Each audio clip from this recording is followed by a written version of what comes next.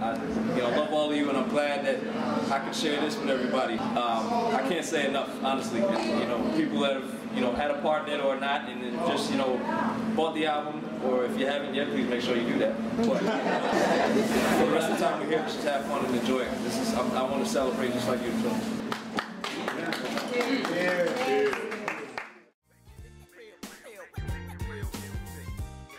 So what makes you tick anyway? Oh. What does that tattoo on your arm mean? Which one? How many do you have? 3.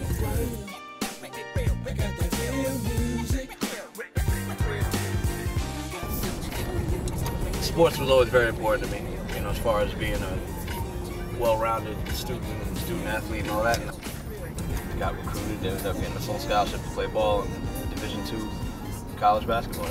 I had knee surgery. This kind of set me back a little bit. I mean, I finished playing in college, and then the other one was acting up. I needed surgery on that. It was too much pain to keep playing. I had offers to play overseas and stuff, and that's just not really worth it. Because I want to be able to walk and run around with my kids when I have them, and all that. Sports is something you're pretty passionate about. How did you get from that to music? In college, I had a teammate who was kind of interested in production and recording and different things, and didn't really play anything, so I would help him with little piano parts and put little melodies together. So I got this little Radio Shack keyboard and some home recording software, and would just be on my laptop in my dorm room, just plugging away. But I wasn't ever giving up on basketball. That was my passion. And music was kind of my addiction.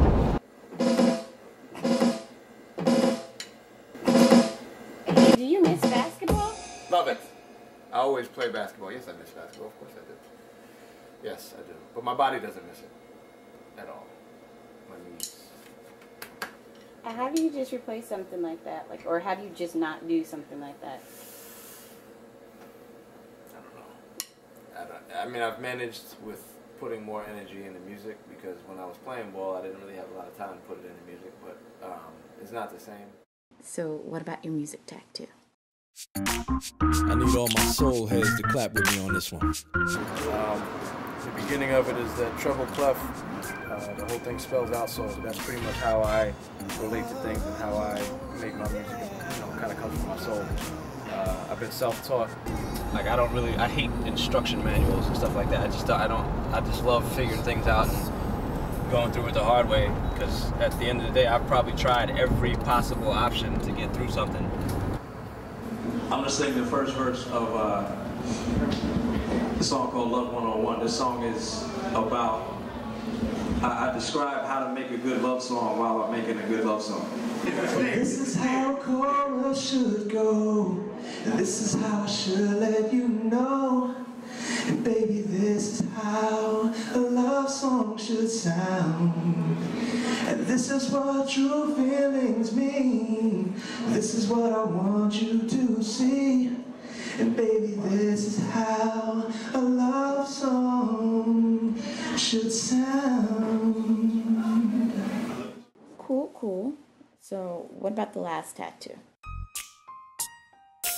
Things ain't gonna change unless you want them to. If you got that attitude. What you see initially is looks like a Chinese or Asian type of symbol, which most people get as like a typical tattoo, and it kind of represents stereotypes. When people see as an image, that's all they see. But when you take the time and pay attention to the real thing, they see an E.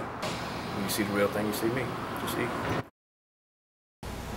My ultimate goal is to really break into a mainstream market with keeping my independent culture with an independent label, independent company.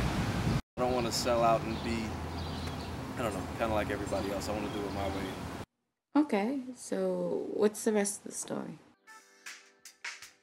I told you I would make it.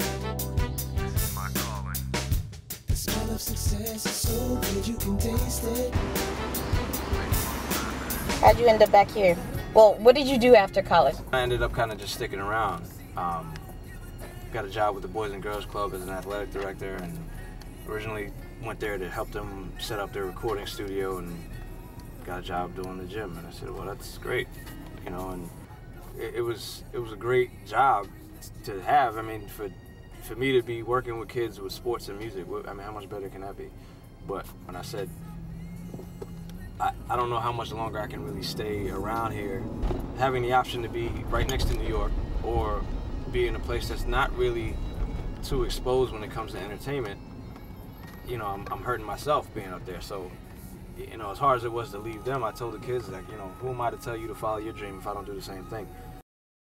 Play a little gospel.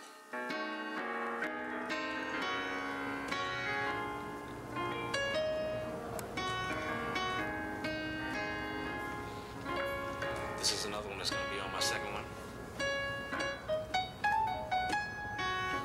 Written about my grandmother. Really, it's about my promise to her saying I'm gonna make it with this. She told me all the time, child, you go and do it.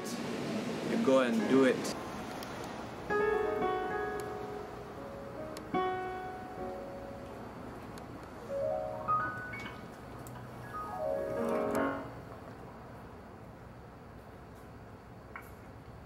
I'm off the hook now.